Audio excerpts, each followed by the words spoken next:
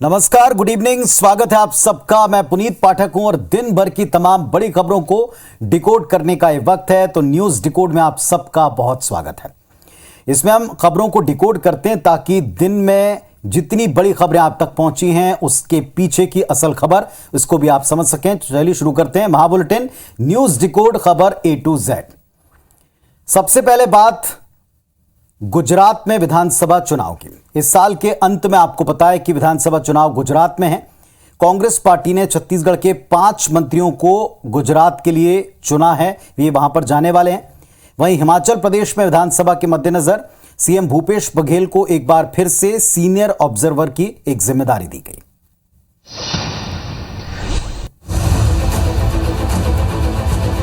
गुजरात में विधानसभा चुनाव होने हैं और छत्तीसगढ़ के कांग्रेस नेता इसमें अहम भूमिका निभाने वाले हैं। गुजरात विधानसभा चुनाव के लिए छत्तीसगढ़ के 5 मंत्रियों को ऑब्जर्वर बनाया गया है। इन ऑब्जर्वर्स की पहली मीटिंग आज दिल्ली में हुई। 15 जुलाई से पहले सभी मंत्री उन लोकसभा क्षेत्रों का दौरा करने वाले हैं जिसका उन्हें ऑब्जर्वर बनाया गया। ये मंत्री वहां कांग्रेस के नेताओं और कार्यकर्ताओं की मीटिंग लेकर विधानसभा चुनाव में जीत की रणनीति बनाएंगे। देखिए, इस बार गुजरात में परिवर्तन के मूड में लोग हैं और उम्मीद है कि इस बार वहाँ सत्ता परिवर्तन होगा। दिल्ली में आज ऑब्जर्वर बनाए गए मंत्री मंथन करने के लिए जुटे तो बीजेपी ने इस पर तंज कसा। ये जब मंथन करते हैं, ये मान लो कि पार्टी का ये बंधाधार करने वाले हैं, तो इनका मंथन हमेशा बीजेपी के लिए अच्छा रहता है। और ये तो रही बयानबाजी। अब ये जान लीजिए कि गुजरात में छत्तीसगढ़ के खाद्य मंत्री अमरजीत भगत को खेड़ा लोकसभा, मंत्री शिव डहरिया को सूरत, मंत्री प्रेमसाय सिंह टेकाम को अहमदाबाद ईस्ट, मंत्री जयसिंह अग्रवाल को गांधीनगर लोकसभा और मंत्री उमेश पटेल को सबरकांठा लोकसभा का ऑब्जर्वर बनाया गया है। तो एक तरफ जहां मुख्यमंत्री भूपेश बघेल को हिमाचल का सीनियर ऑब्जर्वर बनाकर उनकी मजबूत केंद्रीय भूमिका को फिर दोहराया गया, तो साथ ही गुजरात विधानसभा चुनाव में छत्तीसगढ़ के मंत्रियों को महती भूमिका में रखा गया। क्यों, इस बात को डिकोड करते हैं। बीते 3 साल और खास तौर पर अगर आप साल भर को देखें जो गुजरा है, गौर करें इस पर, तो जब और जहां गांधी परिवार या कांग्रेस पार्टी के सामने कोई भी चुनौती आई तब वहां सेंट्रल के नेताओं के साथ कंधे से कंधा मिलाकर भूपेश बघेल ढाल की तरह बेहद आक्रामक अंदाज में पार्टी के लिए फ्रंट फुट पर नजर आए और हर बार वो गांधी परिवार के नजदीकी और भरोसेमंद सिद्ध हुए। तो भला उनसे बेहतर और कौन हो सकता है। अब रहा सवाल गुजरात का, तो एक दौर हुआ करता था जब गुजरात कांग्रेस का गढ़ माना जाता था, लेकिन 1995 से कांग्रेस गुजरात में सत्ता से बाहर है, दूर है। 2017 में 182 सीटों की विधानसभा में कांग्रेस महज 77 सीटों पर जीत पाई थी। पूरे देश में आज कांग्रेस सबसे मजबूत अगर कहीं है तो छत्तीसगढ़ में। कांग्रेस आलाकमान को यह विश्वास है कि छत्तीसगढ़ के कांग्रेसी नेता गुजरात जाकर वहां के कार्यकर्ताओं को बूस्ट कर सकते हैं, लोकल मुद्दों पर वोटर्स के साथ बेहतर कनेक्ट कायम करने का मंत्र दे सकते हैं। और इसीलिए केंद्रीय नेताओं के साथ साथ प्रदेश के नेताओं की आप इस भूमिका को देख पा रहे हैं। आप कितना कामयाब रहते हैं, जिस पर बीजेपी ने तंज भी कसा, ये देखेंगे। चलिए कुछ और बड़ी खबरें। कुछ दिन पहले खजुराहो पहुंचे मुख्यमंत्री शिवराज को ठंडी चाय देने के कारण एक अधिकारी पर गाज गिरी। एसडीएम ने नोटिस जारी किया। हालांकि सीएम हाउस ने बताया कि सीएम ने ना तो चाय मंगवाई थी और ना चाय पी है।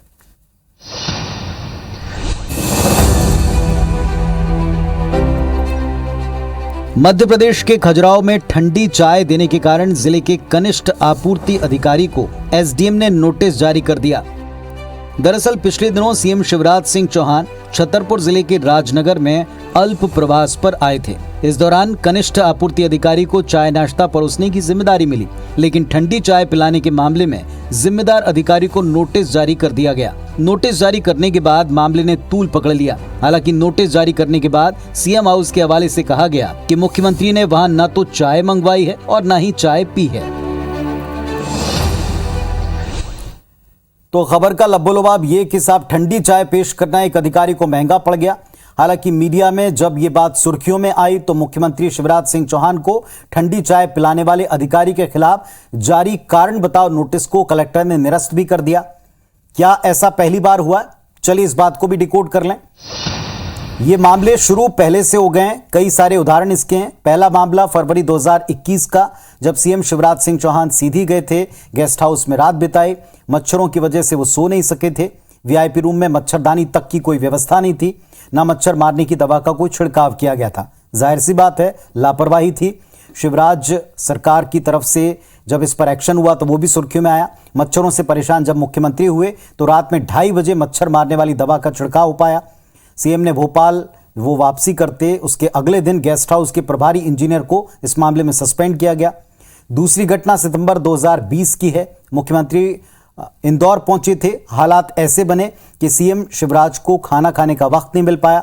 मौसम खराब होने की वजह से उन्होंने सड़क मार्ग से भोपाल लौटने का निर्णय किया और इस दौरान उन्होंने कहा कि खाना पैक करवा कर गाड़ी में रखवाएं। सीएम को जो खाना परोसा गया मिला गाड़ी के भीतर, वो भी ठंडा था और ऐसे में कलेक्टर ने खाद्य निरीक्षक मनीष स्वामी को निलंबित किया था। कुल मिलाकर इस तरह की नेग्लिजेंसी, इस तरह का बर्ताव, इस तरह की लापरवाही पहले भी हुई है। कांग्रेस ने इस मुद्दे पर सवाल पूछा है कि मामा जी, चाय वाले से इतनी नफरत क्यों है? नफरत किससे, कौन कर रहा है, कौन किसको निपटा रहा है, इन सब को लेकर के कई दफा तंज कसे जाते हैं और अब की बार भी इस पूरे मुद्दे के ऊपर तंज कसे गए हैं। अब की बार भी इस मुद्दे के ऊपर कुछ कटाक्ष किए गए। चलिए, वैसे इस पर अब कारण बताओ नोटिस वापस हो चुका। देखेंगे कि आगे इस पर सियासत जारी रहती कि नहीं। खबर महाराष्ट्र से। उद्धव ठाकरे ने राष्ट्रपति चुनाव में एनडीए उम्मीदवार द्रौपदी मुर्मू को समर्थन का ऐलान कर दिया। राष्ट्रपति चुनाव में उद्धव ठाकरे ने एनडीए उम्मीदवार द्रौपदी मुर्मू को शिवसेना की तरफ से समर्थन का ऐलान कर दिया है। उन्होंने कहा कि शिवसेना के सांसदों ने मुझ पर कोई दबाव नहीं डाला, लेकिन उन्होंने पार्टी से समर्थन देने का अनुरोध किया है। उद्धव ने आगे कहा कि हमें खुशी है कि एक अनुसूचित जनजाति की महिला राष्ट्रपति बन रही हैं। साफ है कि उद्धव का ये फैसला एमवीए गठबंधन के लिए एक झटका है। बता दें, एमवीए यानी महाविकास अघाड़ी के बाकी दोनों साथी कांग्रेस और शरद पवार की एनसीपी विपक्ष के राष्ट्रपति पद के उम्मीदवार यशवंत सिन्हा का समर्थन कर रहे हैं। लेकिन अब जब उद्धव ने एनडीए उम्मीदवार के समर्थन की बात कह दी है तो जाहिर तौर पर माना जा रहा है कि उद्धव ने संजय राउत की राय को दरकिनार कर पार्टी के सांसदों की बात मानी है। तो उद्धव ठाकरे का फैसला चौंकाने वाला है। वो करीब 4 साल से बीजेपी की मुखालफत करते रहे। बीजेपी ने शिंदे को सीएम तक बनवा दिया और ऐसे में उद्धव का मुर्मू को इस वक्त समर्थन देना कई मायनों में कुछ कहता है। इस बात को डिकोड करते हैं, यानी ये अब आप साफ तौर के ऊपर संकेत मान सकते हैं कि उद्धव ठाकरे अपनी जमीनी हकीकत को समझ चुके हैं, या ये भी आप कह सकते हैं कि उन्हें समझा दिया गया। वो ये बात जान चुके हैं कि एनसीपी कांग्रेस के साथ किए गए उनके गठबंधन को उनके अपने शिव सैनिक पचा नहीं पाए। एक के बाद एक झटकों से उद्धव ठाकरे इस वक्त जाहिर तौर पर परेशान है, सदमे में। और अब ऐसे में मुर्मू का समर्थन करना बीजेपी से अपने रिश्ते सुधारने की दिशा में क्या एक कदम है, क्या एक कड़ी है। हो सकता है कि उद्धव ये चाहते हो कि बीजेपी से बातचीत का एक दौर तो शुरू हो, बातचीत का क्रम तो आए। यह भी साफ नजर आ रहा है कि उद्धव ठाकरे अपने सियासी भविष्य को सुरक्षित करना चाहते ही होंगे। हो सकता है कि निकट भविष्य में वो एनसीपी कांग्रेस का साथ पूरी तरीके से छोड़ दें, पर सब कुछ राजनीति में चीजें संभावनाओं पर टिकी होती हैं और राजनीति में किसी संभावना को आप कभी भी खारिज नहीं कर सकते। चलिए, अब राष्ट्रपति चुनाव की बात चली तो बता दें कि कौन आदिवासी समुदाय का बड़ा ऐतिहासिक सवाल छत्तीसगढ़ की राजनीति में भी बवाल मचा रहा। देखें आप।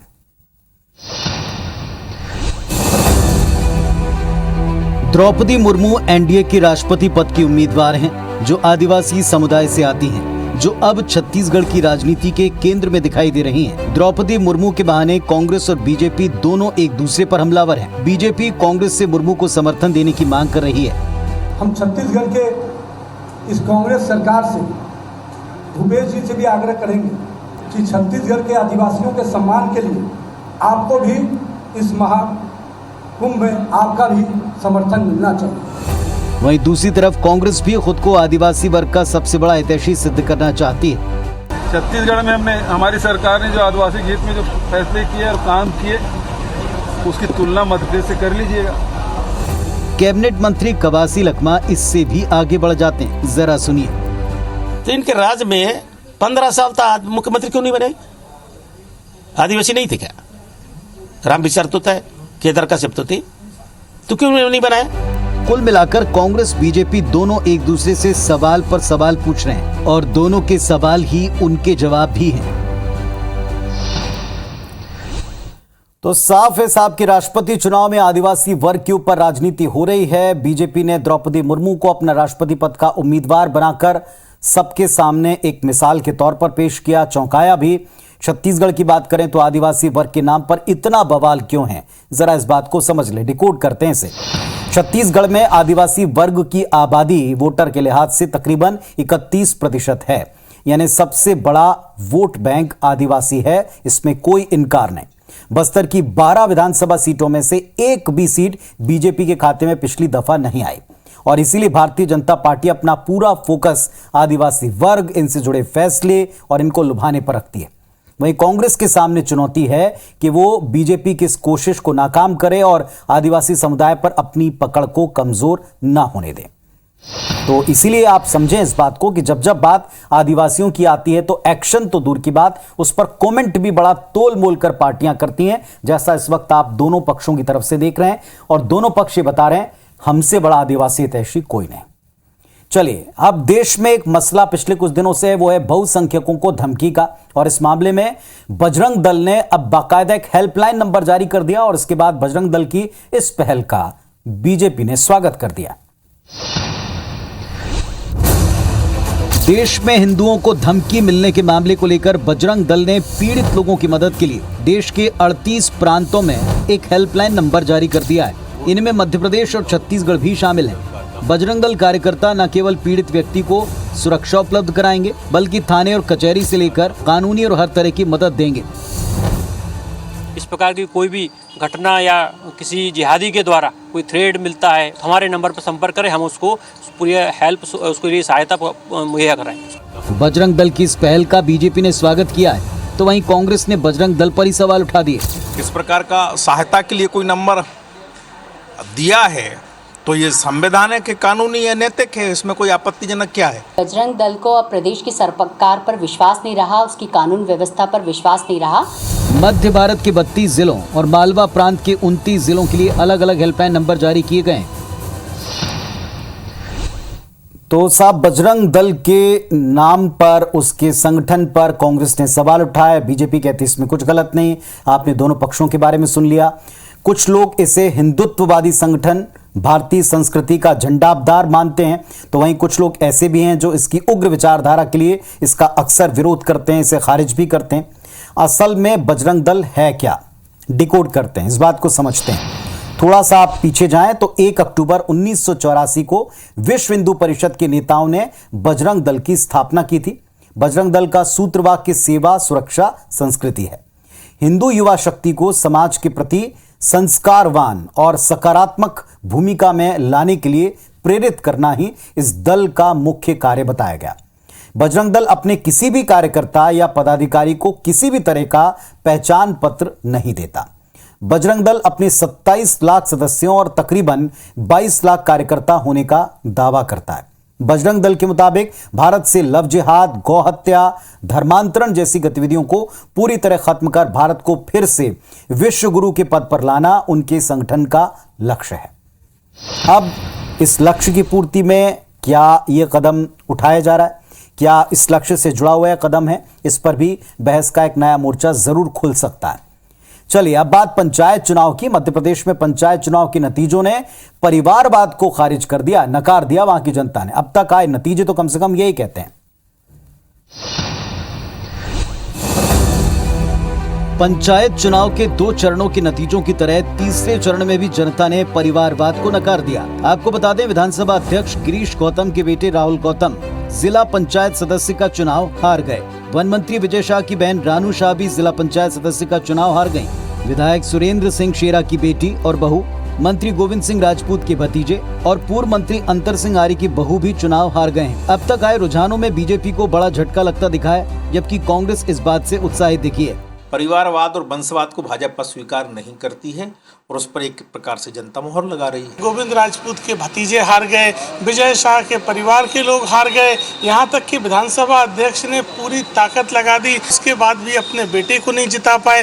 पूरी तरह परिवारवाद हारा है। इधर सिंगरौली के 14 जिला पंचायत सदस्यों में से 11 पर कांग्रेस समर्थित प्रत्याशी जीते हैं, जबकि आम आदमी पार्टी समर्थित एक प्रत्याशी को भी जीत मिली है। तो पंचायत चुनाव को विधानसभा और लोकसभा के मुकाबले बहुत ही छोटा स्थानीय लोकल मुद्दों वाला चुनाव मानते हैं, मगर एमपी के पंचायत चुनाव खासतौर पर अब की बार इसके नतीजों ने एक बड़ा संदेश दिया और यह संदेश अपने आप में दलों के लिए इंपॉर्टेंट है। डिकोड करते हैं इसे। ग्रामीण मतदाताओं ने इस बात को सिद्ध कर दिया कि वंशवादी राजनीति को वे स्वीकार नहीं करेंगे। केवल वंशवाद के नाम पर तो कोई वोट नहीं ले सकता, यह सिद्ध हुआ। बड़े नेताओं के रिश्तेदारों की हार यह बताती कि सिर्फ बड़े नाम या चेहरे इसके सहारे आप चुनावी जीत हासिल नहीं कर सकते या परिवार के नाम का इस्तेमाल नहीं कर सकते जनता को लुभाने। उन्हें जमीन पर उतरकर आम मतदाताओं के बीच उनका विश्वास सबसे पहले हासिल करना होगा। पंचायत चुनाव में वोटर्स ने सियासी दलों को यह समझा दिया कि आने वाले चुनाव में उन्हें ऐसे उम्मीदवारों को टिकट देना पड़ेगा जिनका वास्तविक जनाधार हो, जो कम से कम लोगों के बीच में अपने नेता जिनके चेहरे के पीछे या जिनके एजेंडे के पीछे हुए उनके साथ नहीं आए, अकेले भी आए। चलिए, इस तरह की तमाम खबरें आप तक इसलिए पहुंचाते हैं ताकि ये चुनाव और ये मैसेज जो जनता ने एक जगह पर दिया है, क्या इसका असर बाकी जगह, इस पर भी आप विचार करें। खबर अब छत्तीसगढ़ के बिलासपुर से। यहां बढ़ती महंगाई के खिलाफ आज यूथ कांग्रेस ने इलाकेवार पोस्टर लगाकर अपना विरोध जताया। बेतहाशा बढ़ती महंगाई के लिए बीजेपी की नीति और एनडीए सरकार को दोष दिया। छत्तीसगढ़ में भले विधानसभा चुनाव को भी 1.5 साल का वक्त बचा हो, लेकिन अभी से दल एक दूसरे को घेरने में जुटे हैं। इसकी वानगी आज बिलासपुर में देखने को मिली, जहां केंद्र की मोदी सरकार के खिलाफ इलाकेवार पोस्टर लगाकर यूथ कांग्रेस कार्यकर्ताओं ने अपना रोष जाहिर किया। वहीं पोस्टर में 2014 में महंगाई को लेकर आंदोलन करने और वर्तमान में चुप्पी साधने को लेकर सवाल भी पूछे गए। पूछना चाहते हैं स्मृति ईरानी जी से कि अब महंगाई डायन नहीं है, क्या अब वो देवी बन चुकी है। हम पूछना चाहते हैं उनसे कि महंगाई की मार अब आपको नहीं दिख रही, अब आपको लोग क्या त्रस्त नहीं दिख रहे। इधर इस पोस्टर पॉलिटिक्स को लेकर बीजेपी कांग्रेस आमने सामने है। महिला के गैस सिलेंडर की बढ़ती कीमत को लेकर जिस तरीके से, जिस भावना से ये प्रचार कर रही है, कांग्रेस के लोगों को सोचना चाहिए कि ये महिलाओं का अपमान है। शहर में लगे पोस्टर्स में केंद्रीय मंत्री स्मृति ईरानी सबसे ज्यादा कांग्रेसियों के टारगेट पर हैं, जिनका घरेलू गैस सिलेंडर्स के साथ पोस्टर लगाकर उनसे सवाल पूछे गए हैं। तो पॉलिटिक्स में पोस्टर नई बात नहीं, और अगर पोस्टर है तो पोस्टर वॉर भी कोई नई बात नहीं। पोस्टर को पॉलिटिक्स का अचूक हथियार क्यों माना जाता है, सोचा है कभी आपने? इस बात को भी डिकोड करते हैं। पहली बात तो ये साहब कि 1.5 साल बाद सूबे में विधानसभा चुनाव है और इसको लेकर कांग्रेस अभी से एक्टिव मोड में तैयारी कर रही है। जनता जनार्दन को साधने के लिए उन मुद्दों को सियासी हथियार बनाया जा रहा है जो सीधे तौर पर जनता को प्रभावित कर रहे हैं। बेतहाशा महंगाई, घरेलू गैस के आसमान छूते दाम उनको पूर्व निर्धारित सियासी धारणाओं से विचलित कर सकते हैं। दूसरी ओर पोस्टर पॉलिटिक्स का अंतर्राष्ट्रीय इंपैक्ट बीते कई दशकों से देखने को मिलता रहा है, क्योंकि पोस्टर में इस्तेमाल होने वाले स्केच और टीजिंग वर्ड्स सियासी सेतु का काम करते हैं, कई बार लोगों की जुबान पर चढ़ते हैं। यही वजह है कि सियासी पार्टियां पोस्टर टीजिंग पॉलिटिक्स पर बीते कई दशकों से ध्यान देती रही। एक बात और भी है कि ये जो पोस्टर पॉलिटिक्स है, ये अब केवल पोस्टर तक सीमित नहीं है, बल्कि अब ये निकल करके आपके सोशल मीडिया पर भी आ गई है। तो कई बार आपको यहां भी इस तरह की टीजिंग पॉलिटिक्स, जो पोस्टर टीजिंग पॉलिटिक्स है, वो देखने को मिलती है। नगरीय निकाय चुनाव मध्य प्रदेश में चल रहे हैं। वोटिंग से पहले कांग्रेस विधायक दल की बैठक कर समीक्षा करने जा रही, जिसमें जिला और जनपद पंचायत चुनाव में अध्यक्ष पदों को लेकर रणनीति हुई।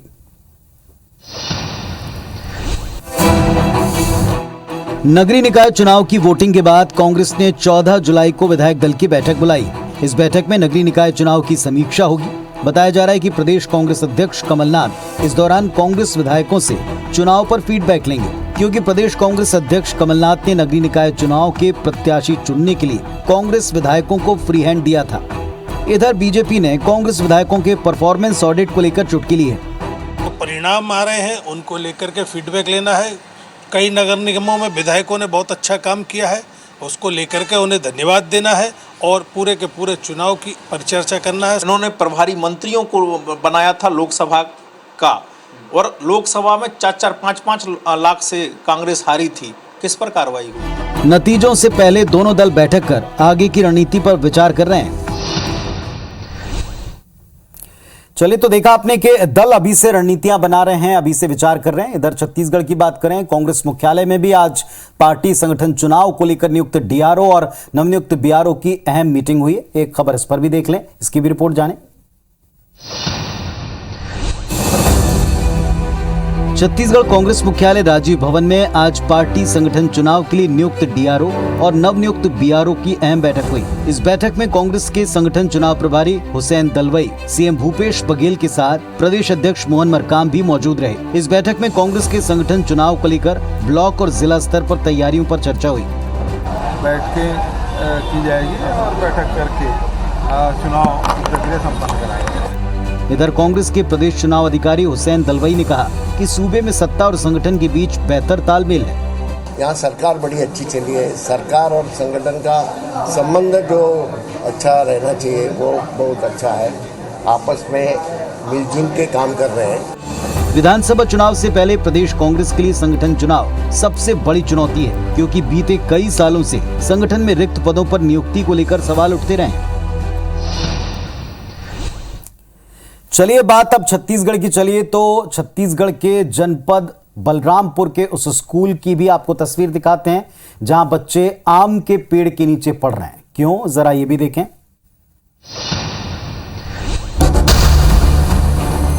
ये तस्वीरें बलरामपुर जिले के ग्राम कोरगी की हैं, जहां प्राथमिक स्कूल का भवन जर्जर होने के कारण मासूम बच्चे पिछले 2 वर्षों से पेड़ के नीचे पढ़ने के लिए मजबूर हैं। बरसात होने पर बच्चों को छुट्टी दे दी जाती है ताकि बच्चे सही सलामत अपने घर लौट पाएं। ऊपर का छत जो था वो टूट के गिर रहा था, ऊपर से बहुत पानी भी गिर रहा था, इसलिए तुड़वा दिया उसको। आम के पेड़ के नीचे बैठ के पढ़ते हैं। वहीं स्कूल का भवन जर्जर होने के कारण आए दिन हादसे हो रहे थे, लिहाजा विकासखंड शिक्षा अधिकारी के वैकल्पिक व्यवस्था की बात पर प्रधान पाठक ने यहाँ भवन तो खोजा, लेकिन गांव में कोई ऐसा बड़ा मकान नहीं मिला जहां स्कूल लग सके। यदि मौसम ठीक थोड़ा कर देता है, सूख जाता है सामने का जमीन, तो फिर दोबारा बैठ करके हम लोग अध्यापन कार्य करते हैं। नहीं तो पूरा गीला हो जाता है तो हम लोग बच्चे लोगों को छोड़ देते हैं, छुट्टी कर देते हैं। शिक्षा विभाग के अफसरों को इसकी पूरी खबर है। अधिकारी खुद इस बात को स्वीकार भी करते हैं। जैसे ही सीजन आता है और अतिरिक्त कक्ष निर्माण कर ली जाएगी। खैर, शिक्षा के मंदिर की इस बदहाल स्थिति को अविलंब दुरुस्त करने की जरूरत है ताकि बच्चे नियमित तौर पर सुरक्षित ढंग से पढ़ सकें। तो एक तरफ एजुकेशन को लेकर इतने दावे तो दूसरी तरफ 2 साल से बच्चे अगर इस तरह से पढ़ रहे हैं और वैकल्पिक इंतजाम अब भी करने के दावे, तो सोचना पड़ेगा कि क्या और किस स्तर पर काम चल रहा है। चलिए अब जिस मौसम में बच्चे आज आम के पेड़ के नीचे पड़ रहे हैं उस मौसम का भी अपडेट आपको दे दें। मध्य प्रदेश छत्तीसगढ़ के कई जिलों में भारी बारिश इस वक्त जारी है। दोनों प्रदेश में कई जिलों में बारिश को लेकर रेड अलर्ट की स्थिति है। इसके अलावा आपको यह भी बता दें कि मध्य प्रदेश के कुछ ऐसे हिस्से और छत्तीसगढ़ का खास तौर पर जो दक्षिणी छत्तीसगढ़ वाला इलाका है वहां पर नदी नाले उफान पर हैं।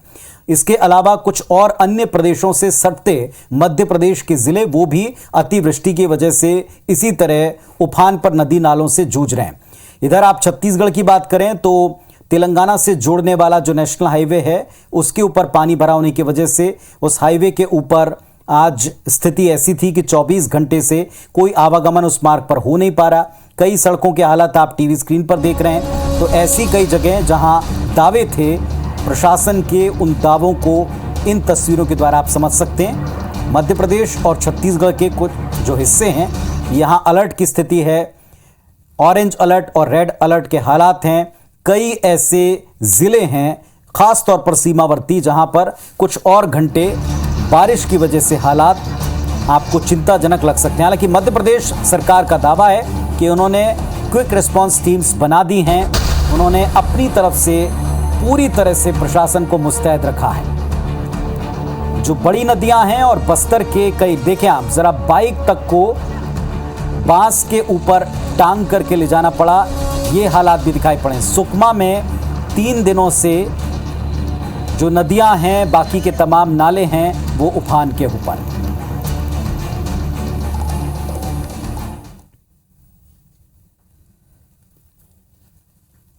कोई नुकसान नहीं हो उसका जिम्मेदारी हमारा सरकार का है। इधर मध्य प्रदेश में मानसूनी बारिश ने कई शहरों की परेशानी तो साहब न्यूज डिकोड में आज के लिए इतना ही। कल आपसे रात को 8:55 पर हम फिर मुलाकात करेंगे दिन की बड़ी खबरों को डिकोड करने के लिए।